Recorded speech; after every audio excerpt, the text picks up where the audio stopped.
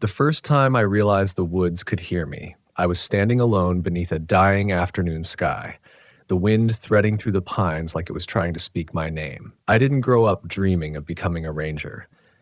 Men like me don't chase careers. We inherit burdens. I was 28 when I finally signed the papers, though the forest had been calling me long before I learned to understand its language. My father used to tell me the woods were a living mind, ancient, listening, and patient enough to outlast every lie we told ourselves. I never believed him when I was young, but now, as a ranger in the old-growth territory of northern Idaho, where locals say the mountains remember more than people do, I've learned that nature has its own version of truth. And some truths are shaped like warnings. The locals have stories too. They don't share them with tourists. They barely share them with each other. You hear them in pieces, whispered in the corners of taverns or muttered by old men who pretend they've had too much to drink when their voices shake. They say there are spirits in the pines, not ghosts, not demons, but something older, something that watches, something that waits. They say if you walk too far into the forest at night, you'll hear someone calling your name with a voice just close enough to be familiar, but not close enough to be human. I never repeated those tales at work. You learn quickly that rangers don't discuss superstition. We put our heads down, do our jobs, and keep people safe. The forest is supposed to be our responsibility, but responsibility changes shape when the dark starts to whisper back. My station sits just outside a long ridge known to locals as the Whispering Line, a stretch of pines so tightly clustered the wind gets tangled inside them, making sounds that don't belong to the branches. My first weeks there were quiet. I learned the trails, introduced myself to hunters, campers, and wandering hikers, and tried to earn their trust. People don't take kindly to new authority in old forests, especially not in a place where everyone believes they've already survived their share of curses. I started hearing things at night. Knocks on the cabin door that stopped the moment I reached for the handle, soft footsteps pacing outside my window, even though the ground was covered in pine needles, thick enough to swallow sound. I kept telling myself it was nothing. Elk, branches, shifting temperature, a forest settling into winter. Denial is easy when the sun is up, but fear grows at night like moss on a stone. My first real encounter happened late October. The air tasted metallic, like the atmosphere before a lightning storm, even though the sky was clear. I was on patrol near the northern boundary, where the pines grew spindly and black, their silhouettes jagged like broken ribs. It was close to dusk, the kind of fading light that erases depth perception and makes every shadow seem like it's thinking. I found tracks, massive ones, embedded deep into the mud near a creek. Too large for any bear that belonged in those mountains, too heavy for a moose, and far too precise. The edges weren't smudged. Whatever made them walked with intention. Its stride was long, longer than any human could manage without running, and yet each print was perfectly still, as though the creature moved without disturbing the world around it. I crouched beside the nearest one, a cold prickle running up my arms. The depth was shocking. Whatever it was, it weighed more than any living animal I'd encountered. I wanted to radio it in, but something stopped me. A voice in my mind, or maybe instinct, urged me to stay silent. To keep this discovery to myself. To pretend I hadn't seen it, but I couldn't lie to myself that easily. I followed the tracks upstream. They moved along the water's edge, weaving between fallen logs and twisting roots. The forest grew unnaturally quiet. No birds, no creaking trees, no distant rush of wind, just the faint whisper of water brushing over stones. As I walked, I noticed the scent, a faint musk, earthy but sharp like wet fur and iron. It clung to the air in a way that made breathing feel intrusive. Every few steps, the smell grew stronger until it felt like it was settling on my tongue. Half a mile up the creek, I saw it. Not the creature, just the aftermath. A clearing had been torn open as if by a storm, but there'd been no storm. Trees were bent back in unnatural angles, some twisted as though huge hands had grabbed them by the trunks and wrung them like wet cloth. Mud was churned, deep gouges carved into the earth, and in the center lay a deer, or what remained of one. Its head was twisted completely around, but the body was untouched. Not clawed, not bitten, just displayed, as if something wanted me to find it. My stomach nodded. Every instinct told me to leave, to back away quietly and return when I wasn't alone. But a ranger doesn't run. At least, that's what we tell ourselves. The truth is, sometimes the only difference between courage and stupidity is who sees you fall apart. A sudden crack of a branch made my pulse jump. I froze. Something was standing in the tree line behind me. I didn't turn immediately. Instead, I let my peripheral vision do the work. At first, all I could make out was a shape, massive, unmoving, half swallowed by the shadows. A silhouette too broad to be a bear, too tall to be a man. I felt its stare before I saw the faint shift of its outline, a subtle sway that made the branches around it tremble. My throat closed. Every thought vanished except one. If I move, it will move. The scent hit me again, stronger now, musky, damp, metallic. My skin broke into a cold sweat. My hand hovered near the radio, but I didn't dare make a sound. A single breath seemed too loud. The forest held its own breath with me. The shape leaned forward, just an inch, maybe less, but enough to tell me it wasn't a shadow, enough to tell me it was alive. My instincts screamed to run, but something deeper, some primal, ancient sense, told me not to. Predators chase movement, and whatever was watching me wasn't just a predator. It was curious. It wanted to see what I'd do. I don't know how long we stood like that.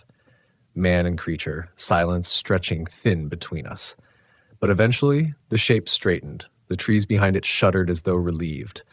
Then, with a sound like a deep exhale, it withdrew into the forest. Not walking, not running, just fading.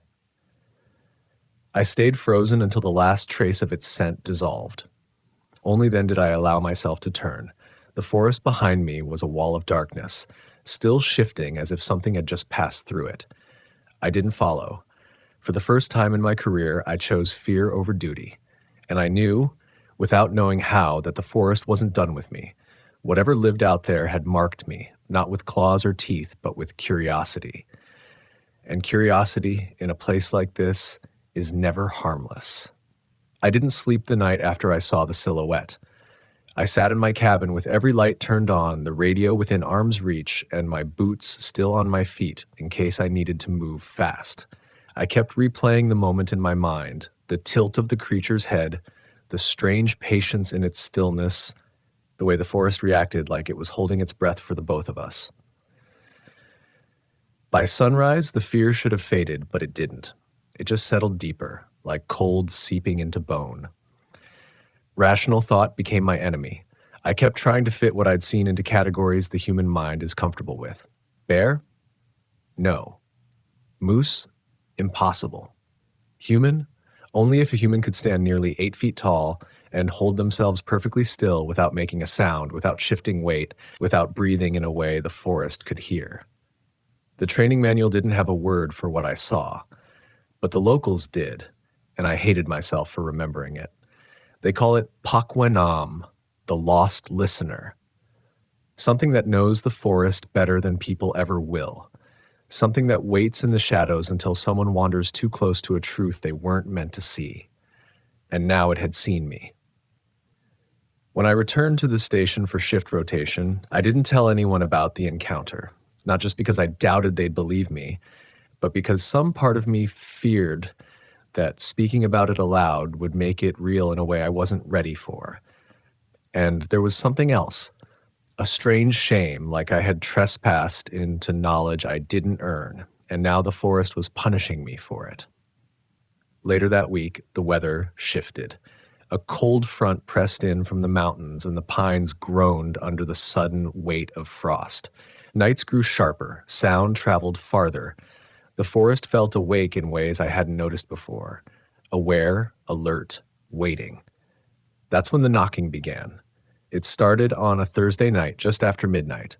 3 soft taps on the cabin door. Not frantic, not threatening, just deliberate. Like someone trying to get my attention without startling me. I froze in my chair. 3 taps. A pause, then another 3. I stood slowly, careful not to make the floorboards creak. The knocks weren't loud enough to be human. A person would have used their knuckles. This sounded lighter, almost like the tapping of fingertips or claws. I approached the door. My hand hovered over the handle. The tapping stopped. Silence wrapped the cabin like a blanket pulled too tight. I waited, holding my breath, listening for footsteps, for rustling leaves, for anything resembling retreat. Nothing. When I finally opened the door, the night greeted me with a blast of cold air. The trees loomed tall and still. Frost sparkled on the ground. No footprints, no tracks, no signs of life anywhere. But the scent was there, the same musk I'd encountered near the creek. Faint but unmistakable, as if whatever had knocked stood there just moments before. I shut the door and locked it, a pointless gesture in a place where doors were more symbolic than protective.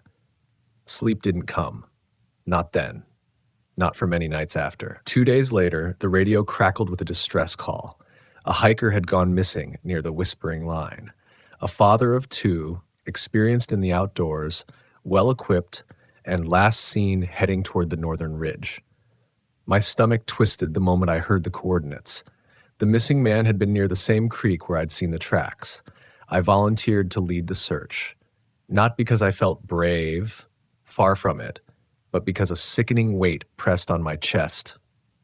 A sense that whatever had happened to him was tied to whatever had been watching me. The search party gathered at dawn. 3 rangers, 2 volunteers, and a local tracker named Hoff, who'd spent his life reading the language of the woods. He was a quiet man, wiry, gray hair pulled tight behind his head. He carried himself like someone who had seen more than he'd ever admit. We hiked north, the cold biting at our faces. As we approached the ridge, Hoff slowed. "You smell that?" He muttered. I did. The musk again, stronger this time, like the air itself was exhaling it. Hoff scanned the tree line, his jaw tightening. "Something big's been through here." I swallowed hard. "Bear?" He didn't answer, just shook his head and kept walking. We found the first clue near the creek, the missing man's backpack, torn open but not shredded, as if someone had opened it with careful, deliberate force and emptied its contents onto the ground. His food was untouched. His emergency beacon still intact, but his map was gone. We followed drag marks next, subtle like someone had been pulled but not violently, like they'd gone willingly part of the way, then lost the ability to walk. The tracks led upstream. I felt the dread rise in my chest before the clearing came into view. No twisted trees this time, no shredded earth, just a single glove lying in the center of the frost-covered ground and footprints surrounding it. Not the hikers. These were larger, heavier, spaced apart in long, purposeful strides. Hoff knelt, his breath fogging in front of him. He touched the edge of a print and closed his eyes. "This isn't right," he whispered. One of the rangers, Myers, shifted nervously. "What do you mean?" Hoff looked up slowly. "Footprints this deep mean something heavy was standing here. But look around. Nothing else is disturbed. No broken branches, no crushed brush, no signs of weight anywhere except in the prints themselves." Myers frowned. "So, what, it just floats everywhere except when it wants us to see it?" Hoff didn't laugh. He didn't even look annoyed. He just rose to his feet and said, "We need to be careful." I wanted to tell them everything then. The silhouette, the knocking, the way the forest felt wrong, but the words died in my throat.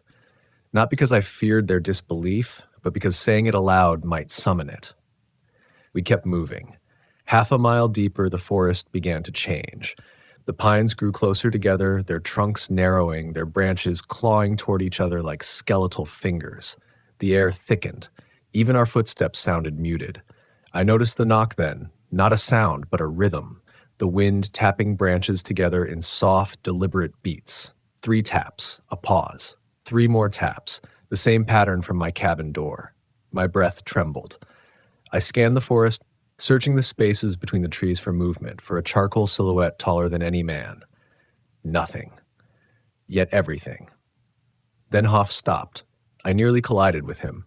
"What is it?" Myers asked. Hoff didn't speak. He was staring at the trees ahead, trees that at first glance looked normal. But then I saw it too, symbols carved into the trunks, dozens of them. shapes reminiscent of antlers, of eyes, of listening ears, some fresh, some faded from decades of weather. And every tree faced inward toward the center of the grove as if they were witnesses to something sacred or forbidden. The missing man was nowhere in sight, but the silence was watching us, and deep inside it, something was waiting to be acknowledged. Something that had followed me from the creek to my cabin, something that had learned my footsteps, my scent, my fear, something that now wanted something from me. Hoff raised one hand for silence, though none of us were speaking. The air itself had thickened the moment we stepped into that grove, like inhaling through wet cloth. My pulse thudded in my ears. Every instinct begged me to turn around, to get out, to stop searching for someone who might never want to be found. The carved trees formed a circle around us, wide enough for a group to stand in, narrow enough that it felt like a trap. Each symbol on the bark had the same quality: sharp lines, deep grooves, marks pressed in with force beyond any human carving tool. The symbols weren't random. They looked like they had a pattern, though I didn't recognize it. A language older than English, older than any written alphabet I'd seen in field guides or heritage books. Hoff stepped toward one of the carvings, his breath catching. "These aren't new," he whispered. "Some of these, they're generations old." Myers shivered visibly. "What is this? Some kind of ritual spot?" Hoff didn't answer him. He pointed deeper into the grove. "Tracks." I saw them, faint impressions in the frost-lined earth, the missing man's boots, thank God. But even from where I stood, I could tell something was wrong with the pattern. Each print was angled strangely, in fact, as if he'd been walking backward, or dragged, heels first. The trail led toward the far edge of the circle and disappeared between two trunks carved with the largest symbols of all. The moment Hoff crossed between those trees, the wind died, and I heard the knocking again. 3 soft taps to my left, 3 matching taps to my right, then closer. Behind me, ahead, surrounding us. The trees were knocking. My throat dried. Myers spun around, flashlight trembling in his grip. "What the hell is that?" "It's just the wind," the youngest volunteer muttered, but even he didn't sound convinced. There was no breeze, not so much as a whisper of cold air. "Stay together," Hoff said, but the words were barely out when the forest answered. Not with sound, with movement. Something large shifted beyond the ring of carved trunks, a single silhouette dissolving behind another. Then another. Shapes tall enough to tower over us, moving with unnatural fluidity, never fully revealing themselves. I felt my stomach drop, my mind racing to label what I saw. But these weren't animals. They weren't people, and they weren't shadows. They were outlines of something that watched from just beyond the threshold of understanding, always half hidden, as if reality was struggling to render them. Myers raised his rifle. "Back up. Everyone back up." "No sudden movements," Hoff snapped. "Lower your weapon." "Like hell," Myers growled. But the shapes didn't retreat. They didn't threaten. They simply shifted back and forth, keeping the tree line between us, like they were deciding whether to let us go or close in. The air grew colder. A breath escaped my lips in a thin white cloud. Something brushed past my leg, quick, light, like the flick of a fingertip. I spun, heart pounding, but nothing was behind me.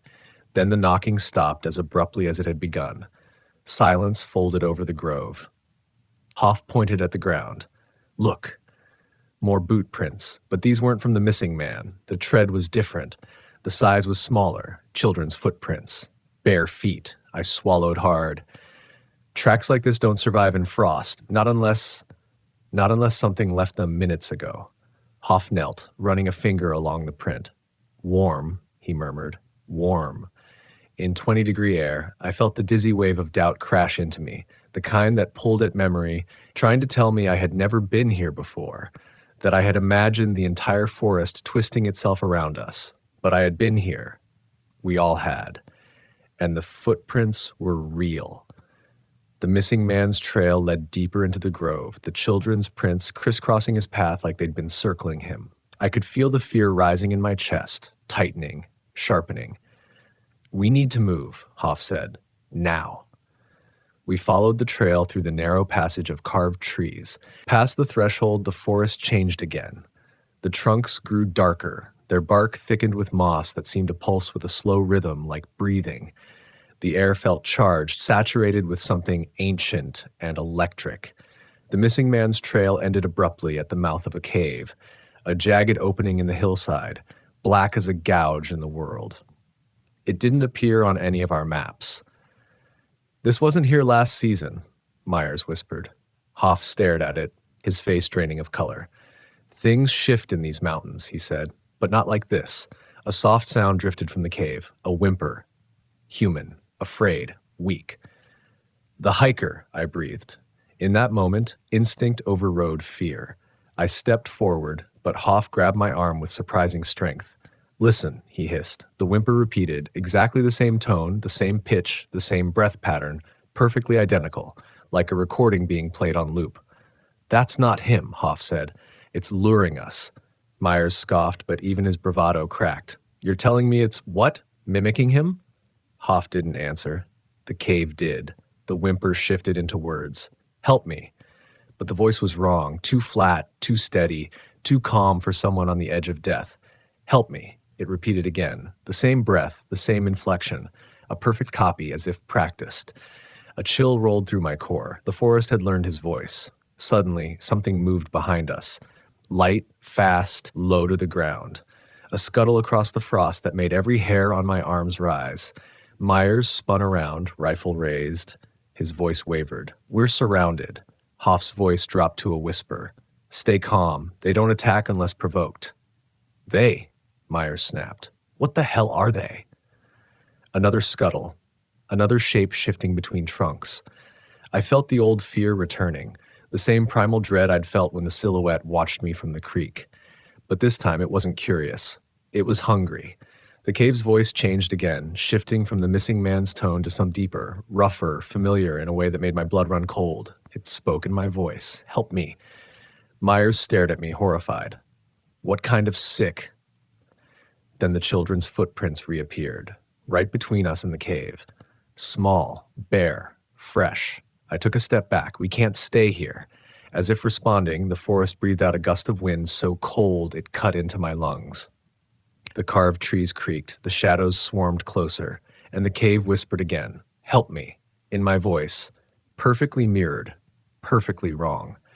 The children's footprints began multiplying across the frost, branching outward like roots. The shadows in the trees leaned forward. The ground beneath us trembled with something shifting deep inside it. "Retreat," Hoff ordered, his tone grim. "Keep your eyes on the trees and move." We backed away slowly, step by step. The shadows followed. The footprints mirrored our retreat. The cave whispered my voice again and again, each repetition tighter, more desperate, more demanding. When we finally crossed back through the carved trees, the air warmed a fraction. The knocking started again, this time faster, urgent. And every instinct I had screamed that the forest wasn't just warning us. It was claiming something. And it wasn't the missing hiker. It was me. The forest felt different the moment we crossed back through the carved trees, as if a pressure valve released, but only enough for us to breathe, not enough for us to feel safe. The air warmed slightly, yet my lungs still stung with each inhale, like the cold had sunk too deep to shake off. The knocking grew louder, echoing between the trunks in rapid succession. Not 3 taps anymore. Many. A restless drumming that seemed to circle us. Myers was shaking outright now, both hands tightening around his rifle. "Something's stalking us," he whispered. "No," Hoff said, though his voice cracked. "It's hurting us." The distinction chilled me more than the cave ever had. We kept backing toward the path we had come from, boots crunching frost in small, controlled steps. The shadows lingered at the tree line, those tall, impossible outlines that slid between the pines without disturbing so much as a needle. They didn't advance, they didn't withdraw. They simply matched our pace, like reflections in a warped mirror. The children's footprints faded behind us, dissolving into the frost as if they'd never been there. Myers paused to adjust his stance, shifting his foot just a little too fast. The trees reacted. Something slammed against a nearby trunk, a forceful, resonant blow that sent a shockwave through the ground. Myers stumbled back with a cry, and all our flashlights snapped toward the impact point. A massive handprint indented the bark, 5 long, clawless fingers, human-like, but easily twice the size of any man's. It was fresh and warm.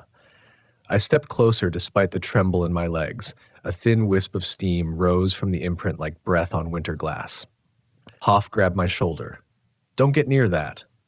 But I needed to understand. I don't know why. Curiosity, dread, or the same irrational instinct that drove me to follow the tracks by the creek. I raised my hand slowly and hovered it just above the indentation. The heat radiating from it pulsed like a heartbeat strong enough to warp trees. "We can't outrun something that moves like that," Myers said, voice cracking. "We need to call for backup." Hoff shook his head. "No one will reach us in time. And if we call this in wrong, they'll think we're hallucinating or panicking over a bear." "This isn't a bear," Myers snapped. He wasn't wrong.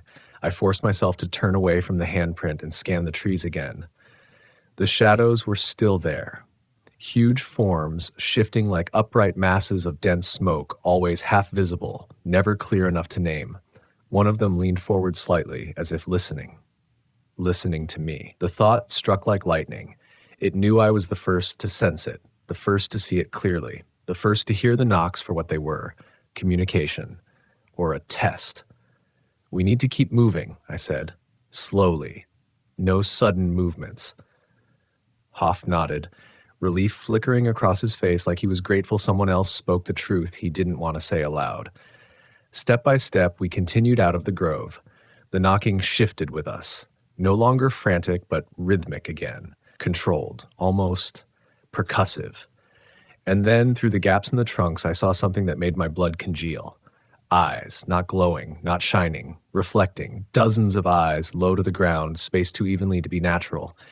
Each pair blinking at the same time, unblinking otherwise, watching us with quiet curiosity and something like hunger. Myers swore under his breath. "What the kids? Are those kids?" "No," Hoff whispered. "Those aren't children." The eyes blinked again, and this time I saw the outline of their small forms. Too thin, too elongated, moving on all fours but not quite crawling. Their limbs bent wrong, joints flexing the wrong way. Their silhouettes were small but fast, distorted. And they moved in perfect unison like a school of fish waiting for the signal to strike. They weren't predators. They were scouts. We were not dealing with a single creature in the forest. We were surrounded by an ecosystem of things that didn't belong to any known world, yet had evolved or been shaped alongside these mountains. "We need to go." Hoff's voice broke again. "Now." We speed walked toward the trail, keeping our movements as smooth as fear allowed. That's when the mimicry returned. From somewhere ahead, farther down the trail than we'd reached, the hiker's voice cried out again, "Help me!" But now it sounded wrong in a new way. The pitch was too high. The breath pattern too rushed, like something was testing the voice without understanding the emotion behind it. Then the voice shifted mid-sentence. "Help me." It cut off abruptly, replaced by a sound that made my skin crawl. My own voice, shouting the same phrase I'd never said aloud. "Help me." The others froze. Myers stared at me, horrified. "Did you?" "No," I said quickly. "That wasn't me." The forest responded with an exact copy of my tone again, perfectly matched. Down to the fear, cracking through the vowels. "Help me." Hoff stepped in front of us. "Do not answer it. Do not speak unless absolutely necessary. If it learns your voice, it learns your movement, your gait, your presence." "Why would it want that?" one of the volunteers whispered. Hoff didn't answer, and the silence afterward was suffocating. The mimicry kept pace with us, repeating phrases in voices we recognized, voices we didn't, voices none of us had ever heard before. Some sounded like men, some like women, some like children crying, some like whispers from deep inside the earth. But one voice stood out, a deep, guttural tone that felt older than the forest itself. Not a word, just a sound that vibrated my jaw, a sound that felt like a command. The scouts scattered instantly. The forest fell dead silent again. Hoff's face turned pale. It's calling them back. It doesn't want them attacking yet. Yet. That single word hung between us like a noose. We continued down the trail until the carved trees were completely behind us. The shadows retreated. The mimicry faded. Even the eyes vanished. But the sense of being watched did not. Another mile, and we reached a clearing, a wide open space where the frost reflected the morning light. Hoff finally stopped, dropping to one knee. His breath shook, but relief washed over him. We made it out of their territory. But I knew better. The forest never gives up territory. Not when it has already chosen something it wants. Myers lowered his rifle and let out a shaky laugh. We're alive. Jesus Christ, we're alive. But not all of us. We still had no sign of the missing hiker. And something inside me, something instinctual, primal, told me he was already gone. Not dead, just claimed, absorbed into whatever ancient hierarchy ruled that cave beyond the carved trees. Hoff stood and dusted off his knees. We'll regroup at base. Then we decide next steps. His voice was firm, but I saw what shimmered beneath. Fear. Not of what we'd seen, of what we had brought back with us. The knocking faded, swallowed by the wind, but the scent of musk followed us all the way to the station, not strong, not threatening, just present. A reminder that whatever lived in those woods had not finished watching me, had not finished listening to me, and had not finished deciding what came next. Back at the station, the others tried to find comfort in routine, filing reports, checking gear, brewing burnt coffee they barely touched. But routine only works when the world still feels predictable. After what we'd seen, predictable was dead. The walls of the station felt too thin, the windows too exposed, the forest too close. Even the fluorescent lights hummed with a nervous, anxious pitch. Myers couldn't stop pacing. We have to call state authorities, he kept saying. Bring in experts. Bring in wildlife teams. Bring in, hell, I don't know, anyone who knows what to do when nature goes sideways. Nobody will believe us, Hoff replied quietly. No team will come, and even if they did, they wouldn't find what we found. Then we bring back evidence, Myers snapped. Photographs, samples, prints, something. But Hoff just shook his head. Those things don't leave evidence, not the kind we can use. I sat at the edge of the table, staring at my hands. They were still trembling, not violently, just enough to betray the truth I didn't want to accept. The forest had gotten inside me, not physically, psychologically. Like the whisper of that cave was still echoing in my bones, like my own voice calling for help was a ghost that refused to fade. The radio crackled suddenly, making everyone jolt. A voice came through, broken, distant, warped, just static at first. Then a whisper. Help me, my voice. The room froze. Hoff rushed to kill the radio, slamming the switch down. The silence afterward felt alive. Heavy, waiting. I exhaled slowly. It followed us. No, Hoff whispered. It marked you. Those words hit harder than any blow. I felt them in the center of my chest, like a truth I'd been avoiding but already knew. The knocking at my cabin door. The mimicry. The shifting silhouettes. The way the forest felt as if it inhaled every time I spoke. Something out there had chosen me. Not as prey. As an interest. Myers pointed an accusing finger at me. You knew more than you said, didn't you? I didn't know anything, I said. Not really. But you saw something before today. I didn't deny it. Couldn't. The tension in the room thickened until Hoff sighed, rubbing the bridge of his nose. We all saw something, he murmured. Blaming him won't help us. Myers sank into a chair, burying his face in his shaking hands. So what do we do now? The answer came before any of us could speak. A knock. Not on the door, on the window. 3 soft taps. We shot to our feet. The station had 3 windows, 2 in front, 1 on the side facing the tree line. None should have been close enough for anything human to reach without being seen. But the taps came again. 3 more. Light, polite, a request. Hoff motioned for us to stay still. He approached the window slowly, hands raised, palms out, not in surrender but in recognition. As if approaching something with etiquette mattered, he leaned closer. His breath caught. He stepped back, face white as frost. Don't move, he mouthed silently. I positioned myself where I could see without getting close. A shape stood just beyond the glass, A tall silhouette, broad as two men standing side by side. It wasn't pressed against the window. It wasn't trying to look inside. It just stood there, the faint outline of its shoulders rising and falling in an almost human rhythm. But there was no face, only a darkness so deep it distorted the forest behind it. The knocking came again, but this time the taps didn't come from the window. They came from the walls, left side, right side, behind us, above. Like the building itself was being tapped by many hands, small and large, fast and slow, chaotic and rhythmic. Myers gripped his rifle until his knuckles whitened. "This is a warning." "No," Hoff breathed. "It's a question." The silhouette outside leaned closer. Not sudden, not aggressive, just closer. As if it were trying to see through us, not into us. The musk scent filled the station again, earthy, cold, metallic. The smell of wet fur and deep caves and something older than language. Something inside me responded, a memory I didn't want. The forest at dusk. The silhouette watching me at the creek, the voice from the cave copying my voice perfectly. The children's footprints circling the carved trees. The forest knew me now. The tapping eased. The silhouette straightened. The air thickened with expectation. It was waiting for me to speak. The realization nearly buckled my knees. "I think it wants something," I whispered. Hoff turned sharply. "Don't answer it. It already knows my voice. That's exactly why you should stay silent." The tapping grew louder. The silhouette leaned closer. The musk became suffocating. Myers slammed the heel of his hand against the table. "This is insane. We need to fire a warning shot." Hoff grabbed him. "Don't. You'll kill us all."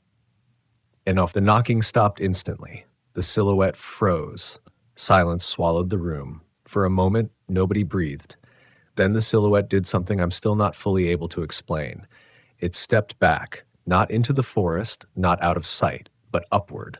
Its form rose effortlessly, as if gravity were a suggestion. It stopped halfway up the window, suspended, elongated, stretching like shadow-stained smoke climbing a cold wall. The forest behind it dimmed, darkened, shuddered. And then, from the tree line, dozens of small eyes opened. The scouts, they blinked in unison, every head turned toward me. My heart slammed against my ribs. Why me? I hadn't meant to say it. The words leaked out on instinct. Fear-driven. Stupid. But the forest heard, all at once, the sound hit, a deep, guttural resonance vibrating through the station floor, through my boots, through my chest. Not a roar, not a growl. A call.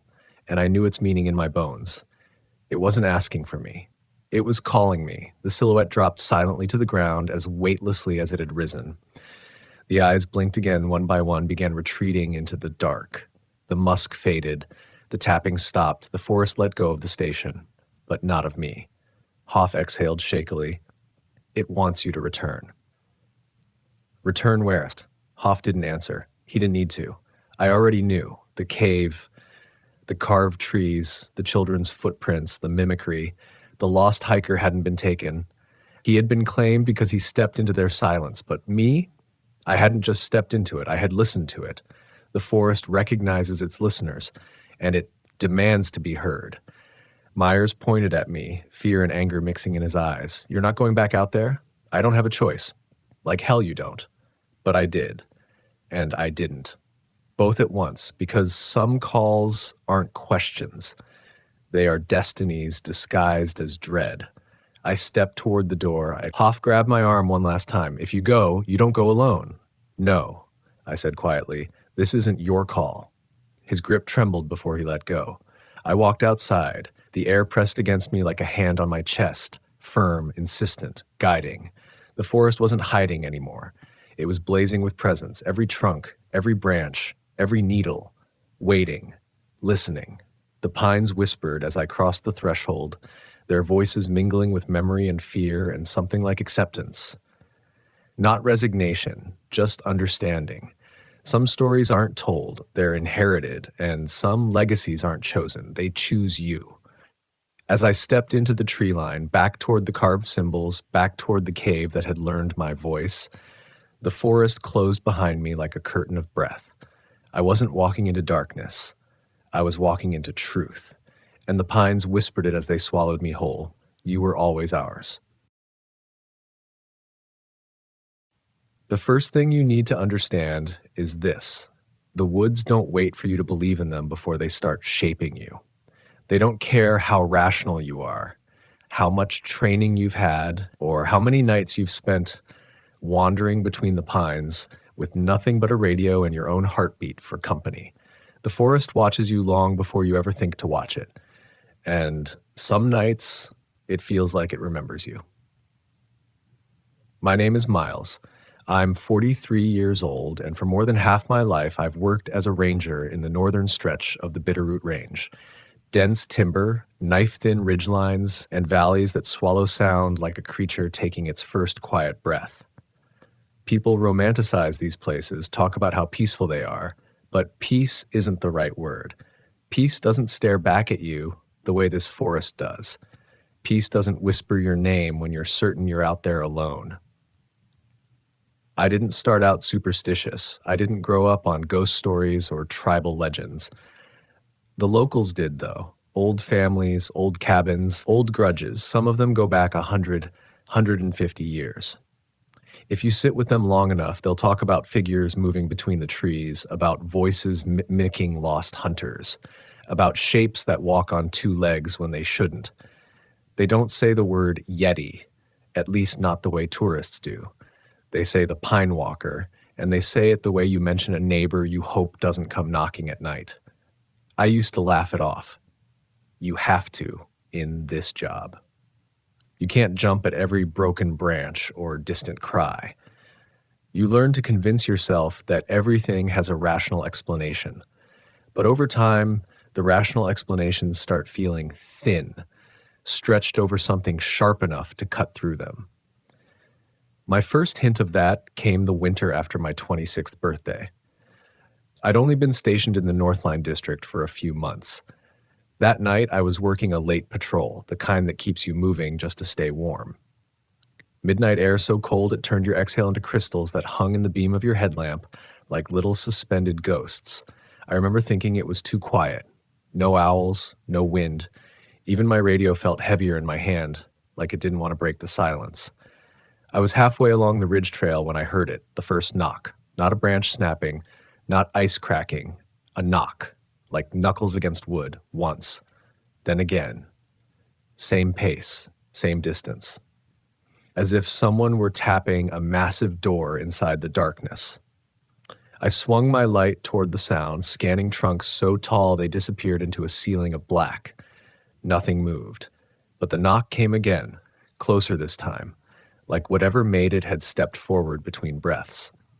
I felt an instinct rise in me, low and primal, the kind you get when you know something is wrong but have no proof to point at, the kind you're trained to ignore. My hand hovered above the can of bear spray strapped to my chest. It felt ridiculous. There was no bear tapping politely on trees in rhythm like it wanted to be let in. I told myself to keep moving, told myself it was wood shifting in the cold, told myself anything that kept the fear from settling too deep. But the forest didn't buy my excuses. A minute later, I heard breathing, slow, measured, heavy enough that I felt it more than I heard it, like the air between the trees thickened with each exhale. I turned in a full circle, headlamp cutting slices of pale light. The pines looked the same in every direction, crowded, silent, waiting. Then came the smell. At first, I thought it was the cold burning my nose, but no, this was wrong. Damp earth, sharp like iron, mixed with something animal but not rotten. More like the musk of something that lived its entire life underground, something that resented being disturbed. My pulse jumped. I radioed the station, standard check-in, kept my voice steady. The ranger on duty laughed it off, said I probably spooked myself. Maybe he was right, maybe. But when I continued down the trail, the breathing followed. Not right behind me, not close enough to trigger panic, just far enough to stay in the place where doubt grows like mold. I didn't run. You don't run unless you have to. Running in the dark in knee-deep snow is a good way to break a leg or fall into a ravine. So I kept my pace, forcing each step to stay even, and slowly, too slowly, the breathing faded. The knock never came again. I didn't sleep that night. I told myself it was nothing. A forest settling, a mind playing tricks. But the next morning, one of the locals, a man named Fletcher, who lived in a shack near the old logging road, came knocking on my cabin door before sunrise. He didn't bother saying hello, just stared at me through the crack with eyes that looked like they'd been awake all night. "You heard it, didn't you?" he asked. He didn't say what. Didn't need to. I told him I heard knocking. Maybe an animal, maybe nothing. He shook his head. "That's not a thing that knocks. That's a thing that warns." I waited for him to explain. He didn't. Locals never do, not fully. They give you half the map and expect you to feel your way through the rest. Before he left, he gripped my arm, not hard, but tight enough that I felt the tremor in his hand. "Next time it knocks," he said, "don't answer back. It listens." That stuck with me. Still does. But that wasn't the last strange thing that winter tossed my way. Not by a long shot. Over the years, I learned something true about these forests. Fear doesn't show up like a scream or a roar. It builds like frost on a window. Thin, delicate layers that pile up until the pattern starts making sense. Until the shape of something you didn't want to see is suddenly there, staring at you. The next incident came 2 winters later. Another night shift, another stretch of the same ridge. But this time, it wasn't sound that warned me something was wrong. It was temperature. The thermometer on my jacket dropped 10 degrees in seconds. Not minutes. Seconds. One breath felt normal, the next crystallized instantly in the air. I slowed my pace, scanning the dark. The cold wasn't natural. It had edges to it, like stepping into the shadow of something tall enough to block out the entire sky. That's when I noticed the footprints. Not boot prints, not deer or elk or cougar. These were deep, wide, and far apart, like something massive had taken careful, deliberate steps through the snow. I should have turned back. Anyone with common sense would have. But I followed them. Because back then I still believed fear could be solved by confronting whatever caused it. I traced those prints for nearly half a mile before they stopped abruptly. Not faded, not blown over. Stopped. As if the creature had been lifted straight into the air.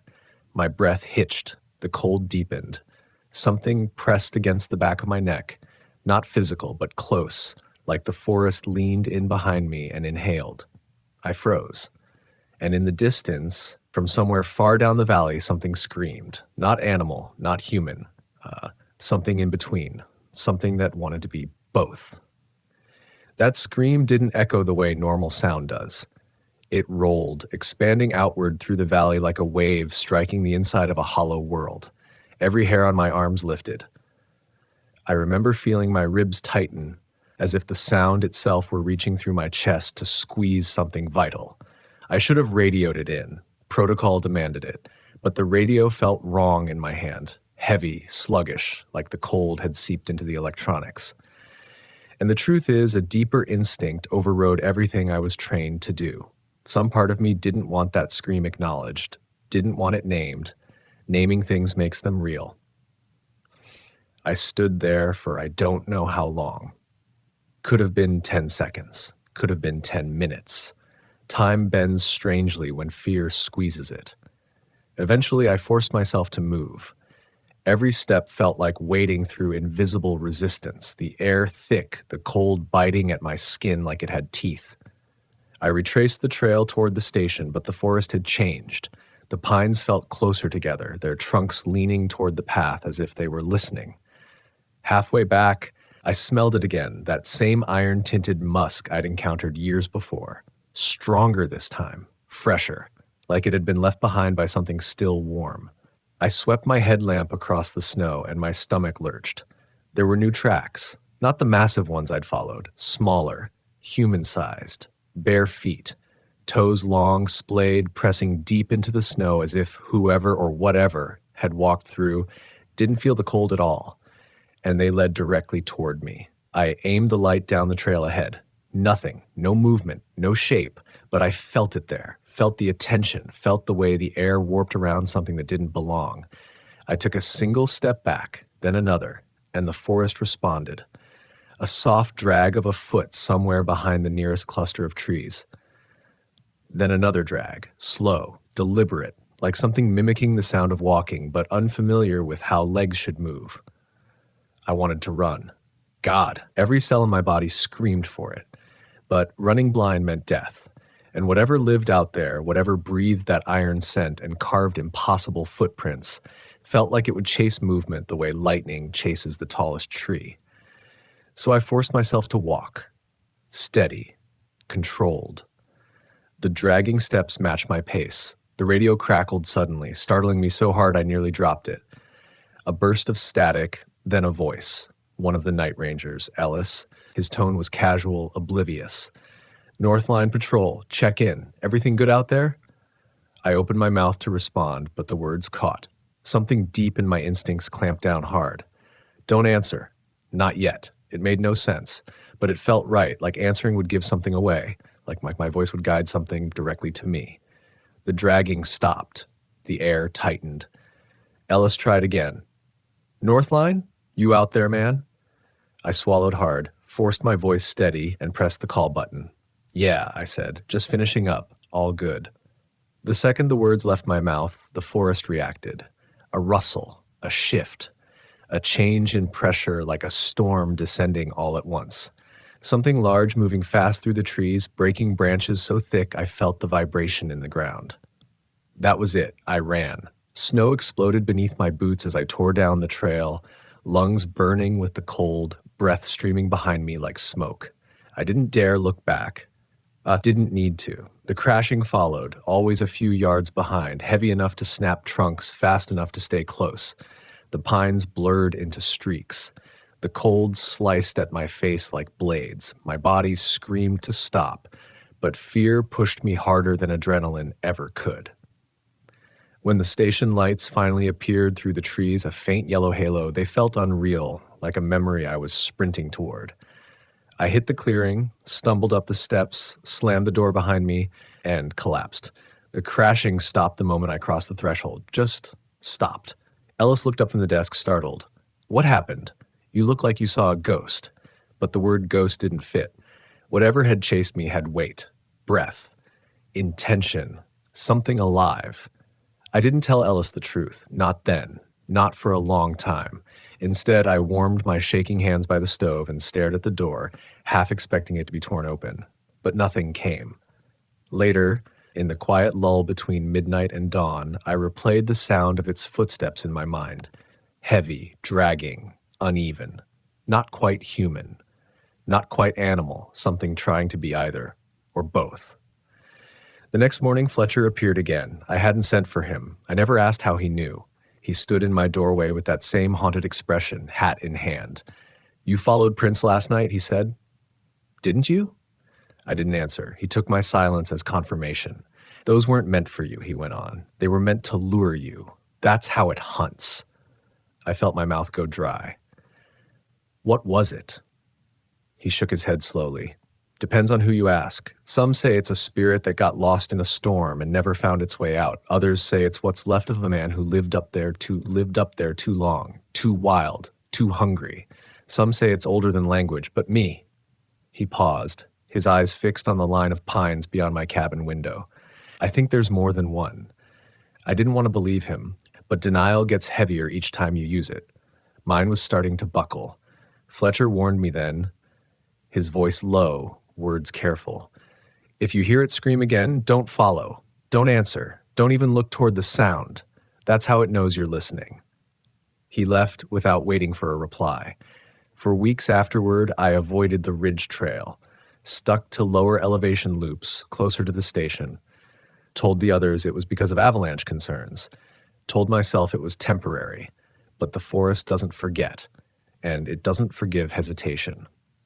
The next strange encounter didn't come in winter. It came in late spring when the snow melted and the pines released that sharp, resinous scent that feels almost medicinal. Everything should have felt alive then, bright, renewed. Instead, the forest felt off. A family of 3 had gone missing the week before. They weren't hikers. They weren't campers. They were just passing through, taking photos at the overlook. Their SUV was found with all the doors open, keys still in the ignition, footprints leading away. 3 sets, then 2 sets, then 1, then nothing. I was part of the team running ground searches. The first 2 days yielded nothing but the sound of our own calls echoing off the hillsides. On the third morning, I volunteered to check the old logging cut near the base of the ridge. Thick brush, steep walls, bad place for a search, but good place for something to disappear. The moment I stepped into that cut, I felt it. Temperature drop, pressure shift, the unmistakable sensation of being observed. I slowed my pace, scanning the slope above. A shadow moved between the trees. Then another, too large to be a person, too smooth to be an animal. I raised my binoculars and froze. Something stood near the upper ridge. Broad shoulders, arms longer than they should be, a posture that suggested strength held cautiously, like whatever it was knew its own power and didn't always choose to use it. It wasn't fully visible, just a silhouette half hidden behind a trunk, but even from that distance I saw it was watching me, and then impossibly it stepped behind the tree, but didn't emerge on the other side. It simply vanished. The forest went still. No birds, no rustle, no wind, just a long, low exhale that didn't belong to me. I backed away slowly, not daring to turn my back to the ridge. When I reached the tree line near the clearing, a whisper drifted down the slope. Not words, not language, just a soft rhythmic sound. Knock, knock, knock. My blood turned to ice, because that rhythm wasn't new. It had followed me once years ago, and now it was back. The knocks echoed down the slope, measured and patient, as if whoever or whatever made them wanted to be sure I heard. They didn't sound threatening. They sounded deliberate, almost curious, which made them far more terrifying. A predator lunges, a mind studies. I stayed still, pulse thundering in my ears. My instinct screamed to sprint, but the rational part of me, the trained part, kept whispering. Don't run. Don't provoke. Don't show fear. But fear isn't something you can hide from the forest. It leaks out of you like heat through torn fabric. Everything feels you. Another knock, slightly closer. I steadied my breath, forced myself to move slowly toward the clearing where sunlight broke through the canopy. Every step felt like walking on thin ice. The air so quiet it felt padded, insulated, like sound was being swallowed before it could escape. When I finally stepped into sunlight, the knocking stopped instantly. And in that sudden silence, I heard something else, something faint, something delicate enough that I almost convinced myself I imagined it. A voice, a woman's voice. Not singing, not speaking, just humming, a soft, wavering tune drifting through the trees. It wasn't eerie at first. It was fragile, almost sorrowful. A melody that carried warmth and loneliness together in a way that made my chest tighten. I turned my head, trying to locate it. It came from my left, near a cluster of young pines. I took one step toward it. The humming stopped. A breath later, the forest answered with a new sound, the crisp snap of a twig. That one wasn't innocent. There's a difference between the natural settling of a branch and the intentional pressure of something placing its weight. This snap was the latter. I lifted my binoculars again, scanning the shadows. Nothing. The trees stood motionless, but there was a charged feeling in the air, as if something enormous was holding still behind them. Then I noticed the ground. Just beyond the shade, at the edge of the clearing, the pine needles were disturbed in a strange pattern, as though something large had knelt there recently, pressing down with enormous weight. Not the shape of a knee, not the shape of a paw, something in between. I crouched beside it, my hand hovering just above the indentation. The earth felt cold, not shade cold, but internally cold, like whatever made those impressions had drained the warmth from the ground itself. "Copy that, Miles," a voice crackled over my radio. I jumped at the sound. It was one of the search team volunteers calling in updates. I answered automatically, voice tight, forcing myself not to glance back at the tree line like a hunted animal. When the exchange ended, I pressed the radio close to my chest and waited. The forest waited with me. No humming, no knocks, no breathing. But the silence wasn't empty. It was loaded, like the woods were holding their breath. I didn't go further into the cut.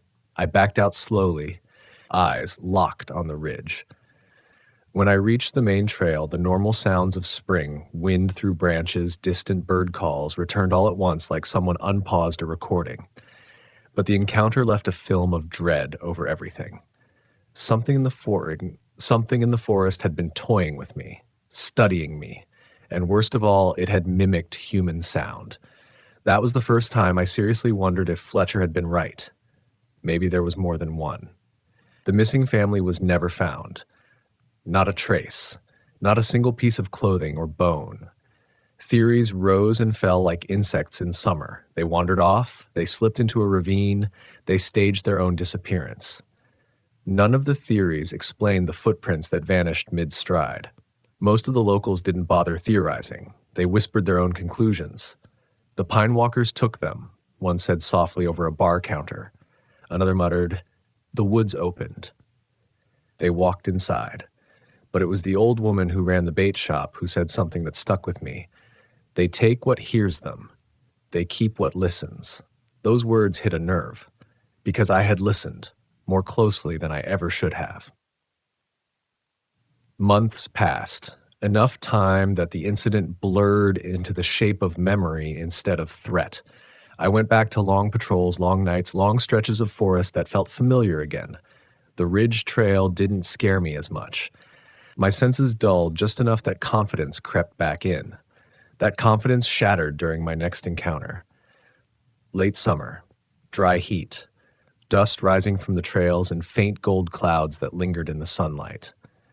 I was sent to check the old fire lookout, one of those abandoned towers that rattled in the wind like bones in a jar. The climb up the hill was quiet, too quiet for the season. No squirrels, no deer, even the flies seemed absent, which was unnatural for August. I chalked it up to heat. When I reached the base of the tower, my skin prickled. Something felt off. There were footprints in the dust around the structure, not boot prints. Bare feet again. But these were smaller, narrow, almost child-sized. I crouched down. The prints were fresh, edges sharp. Someone or something had been standing barefoot in the heat, circling the tower. That's when the creaking started. Not the wind, not the normal expansion of wood in the sun. Creak. Creak. Creak. Slow, rhythmic footsteps pacing along the top level of the tower. The tower should have been empty. It had been locked for years. I felt a chill creep down my spine, fighting the August air. I circled the base, looking for signs of entry. Nothing. No broken boards, no forced panels. The creaking continued above me. Then stopped. I held my breath. A moment later, something scraped across the railing overhead, fingernails or claws lightly dragging along wood. Then, humming. The same tune I'd heard in the logging cut, soft, fragile, human, but unbearably wrong. I don't know how long I stood there, frozen between instinct and reason. My legs felt rooted to the ground, my throat tightened. A breeze drifted from the tower, carrying a scent, pine resin mixed with something metallic and damp. The humming grew louder, closer, and then a whisper floated down, light, delicate, unmistakable. Miles. My full name, spoken exactly the way my mother used to say it when she woke me up for school. I staggered back, pulse exploding in my ears. No one alive in these forests knew that tone, that inflection, that softness. No one.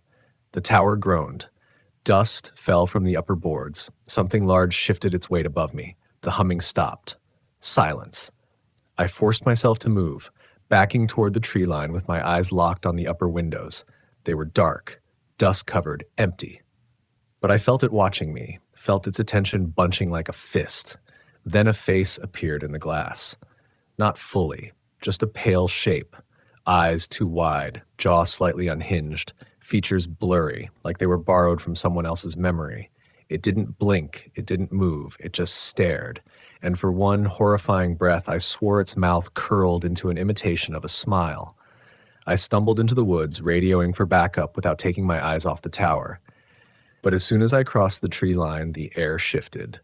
A crash erupted behind me, wood splintering, something descending the tower ladder so fast it sounded like a body falling. I ran. Branches whipped my arms, thorns tore at my sleeves, the forest blurred around me, a smear of green and shadow. Something lunged behind me, fast enough to shake the ground, silent enough to be deliberate.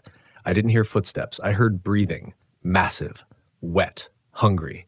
By the time I reached the station, my lungs were burning and my legs felt carved from stone.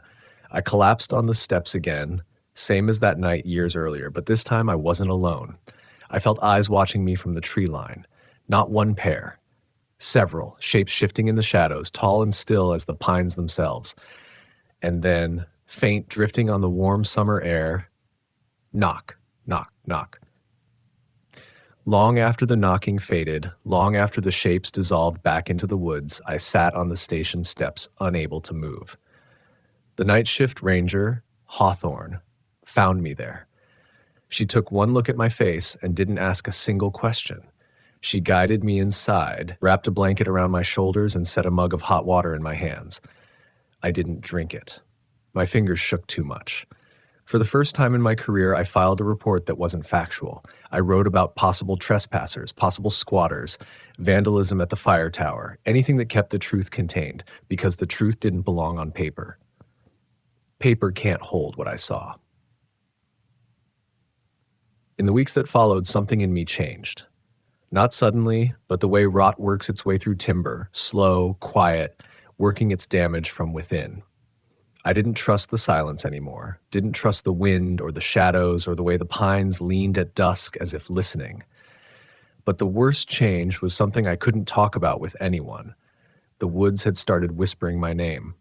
Sometimes at night, just as I drifted towards sleep, I heard it, soft, almost tender, a voice mimicking someone I loved, my brother, my childhood friend, my mother, different each time, always familiar enough to freeze my blood. Miles, other times during patrols, the forest gave me faint echoes of my own voice, as if it were practicing, learning, perfecting. I tried drowning the sounds with the crunch of my boots, the crackle of my radio, the rhythms of work, but the more I tried to shut them out, the more the forest felt like it was leaning closer. Then came the night that forced me to face what had been stalking me for years. The night I found the cave. It started with a call from headquarters, reports of a hiker missing near the northern drainage. A seasoned woodsman, someone who knew the routes better than most park staff. He'd left a note at his campsite saying he heard something unusual in the early morning. Something calling. That word set my nerves on edge. Calling meant he'd listened, and people who listened tended to vanish. I hiked out alone before dawn. I told the others I needed to check the river path. Truth was, I needed silence. I needed to be sure the woods weren't shifting again. But they were. The deeper I went, the quieter everything became. No insects, no small animals rustling through brush. Even the river sounded muted, like the water was flowing beneath wool. About 5 miles in, I found the hiker's footprints, steady, confident. Then sudden hesitation. The stride shortened. The angle changed. He began walking more slowly, as if being guided. Or led. The prints veered toward a thicket of tightly woven spruce. I pushed through the branches, scratching my arms against sharp needles until the ground dipped sharply beneath my feet. I stumbled forward and froze. I was standing at the mouth of a cave. One I'd never seen on any map, one no ranger had ever mentioned. The entrance was low, jagged, framed in dark stone veined with pale mineral that glowed faintly under the morning light. Cold air poured out in steady breaths, like the cave itself was exhaling. And there, just inside the entrance, dusted with loose soil, were the hiker's footprints. He had gone in. I radioed for backup, but the signal sputtered, full of static. Only one phrase broke through. Not recommended to enter alone. The voice cut out before I could respond. I should have waited. Should have turned back. Protocol screamed it. Logic screamed it. But something else stirred in me, something deeper than reason. A sense that the cave wasn't just another danger site. It was the center of something older, something deliberate. I stepped inside. The temperature dropped instantly. The air thickened with the smell of stone dust and something faintly organic, like old moss mixed with iron. My headlamp carved a narrow cone of light through the darkness, catching the rough texture of the walls. They weren't naturally formed. At least not entirely. Deep grooves lined the stone, as if massive claws or tools had shaped the passage long ago. The footprints continued ahead. About 10 yards in, the cave widened into a chamber. I stopped at the threshold, breath catching in my throat. There were symbols carved into the walls, crude, angular shapes, repeated patterns that spiraled inward, converging at a central point. Some looked human, some did not, and beneath the carvings were marks, deep gouges long and parallel, fresh. Something had been here recently. I swept my light around the chamber. No sign of the hiker, but I saw something else, something that made my legs weaken. Clumps of fur, thick, coarse, the color of dead pine bark, scattered along the floor, some caught on the stone, some matted with dark fluid. I knelt and touched one. It was cold. But beneath the cold was warmth trying to surface, as if the cave was drinking the heat out of whatever entered it. A soft sound echoed behind me. Not a knock, not a breath, a whistle, a 3-note whistle rising at the end. The same whistle the missing hiker had used on the trail the week before when he greeted me. My blood froze. I stood slowly, turning toward the sound. My headlamp flickered. The whistle came again, closer, this time echoed by something deeper, like another voice trying to reproduce it and failing. I stepped backward, deeper into the cave, instinct warring with reason. The air changed then.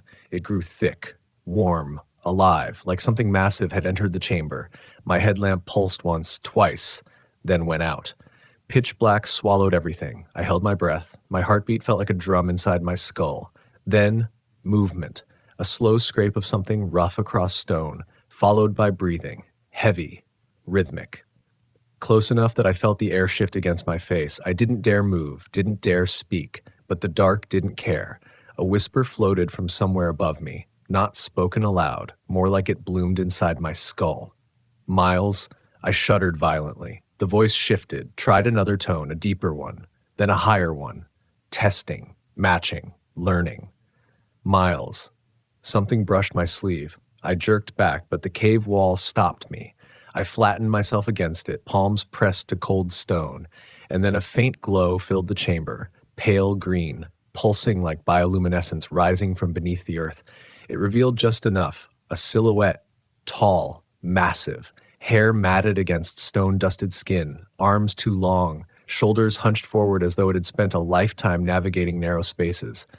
Its face was hidden in shadow, but its eyes, God. They weren't animal, they weren't human, they were reflective, intelligent, mirroring the faint glow like silvered mirrors. The creature inhaled deeply as if tasting the air between us. Then it raised one enormous hand, slow, controlled, and pressed its palm against the wall beside me. A warning, or a claim. I couldn't breathe, couldn't think. The creature leaned closer, its breath washed over my shoulder, warm and damp. It whispered my name again, this time perfectly mimicking my mother's voice. Miles. I snapped.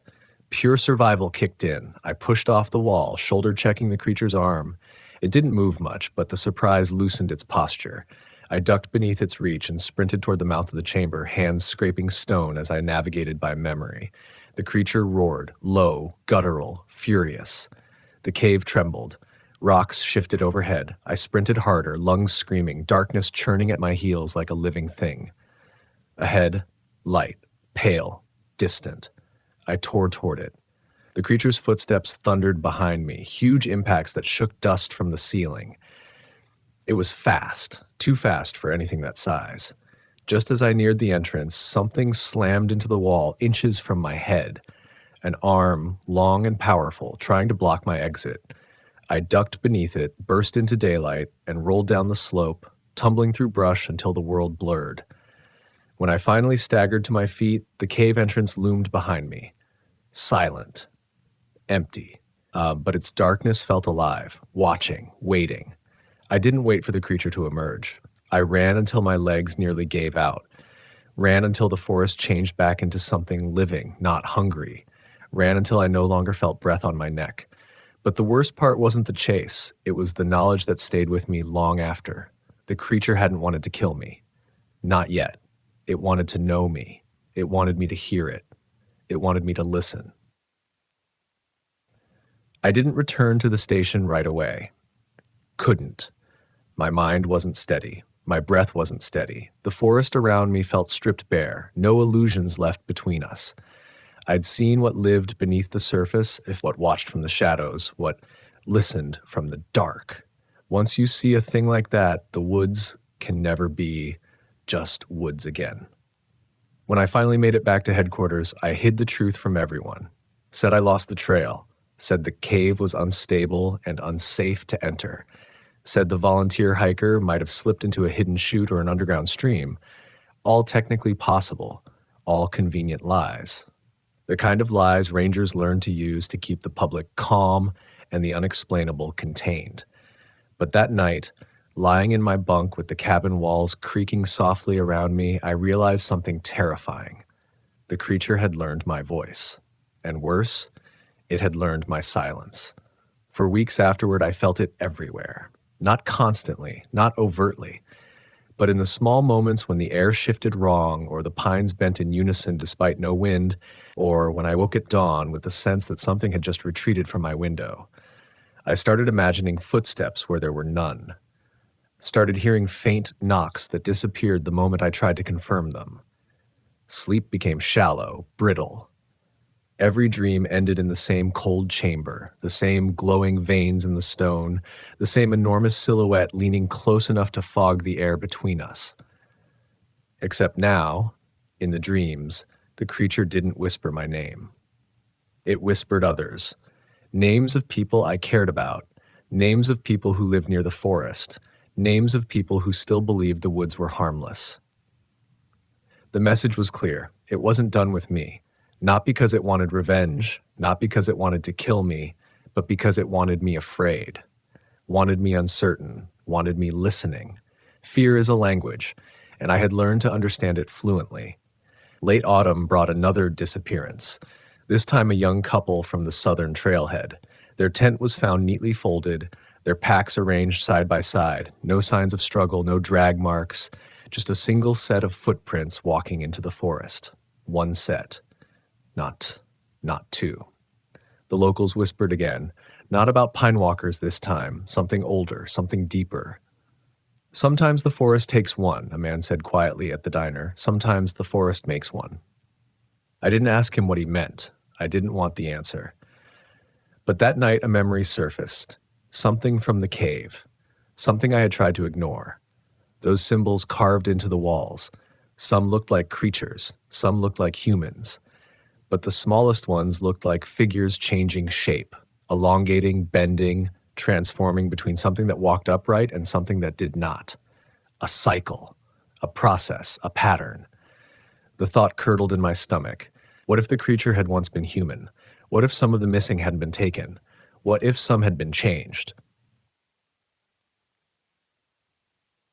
The breaking point came the night of the first snow. Heavy flakes drifted through the pines in slow spirals, muting the world into a quiet so complete it felt like a held breath. I was alone on station duty, stoking the fire and updating logs when a distant knock on the cabin door sent a cold shiver down my spine. 3 knocks. Even. Slow. Deliberate. Just like those on the ridge so many years ago. I froze. The fire popped behind me. The wind moaned faintly along the eaves. But the knocks didn't repeat. A rational man would have checked the peephole. A rational man would have called out, asked who was there. A rational man might even have opened the door. But fear teaches you new rules. I didn't approach, didn't speak. Just stood motionless until the silence stretched so long it thinned into something brittle. Then a voice drifted from the other side of the door. A woman's voice. Soft. Familiar. Miles, it's cold out here. Can you let me in? I stopped breathing, because that voice belonged to someone I hadn't heard in years. My ex-wife, the one who lived 3 states away and hadn't set foot in Montana since the divorce. Her tone was perfect, warm, pleading, human. But beneath the warmth was an imitation too precise, too careful, like a puppet breathing through borrowed lungs. I stepped back slowly. The wood of the floor creaked beneath my boot. The voice on the other side imitated the sound a split second later, like it was practicing. Then came another knock. Softer, more coaxing. Miles. Open the door. Something inside me snapped then. Not panic, not anger, but clarity. A raw, unfiltered understanding that this thing had been studying me for years, learning my habits, weighting my fears. It had chased me from the ridge, watched me at the tower, cornered me in the cave. and now it stood at my doorstep wearing a voice from my past like a mask. But why?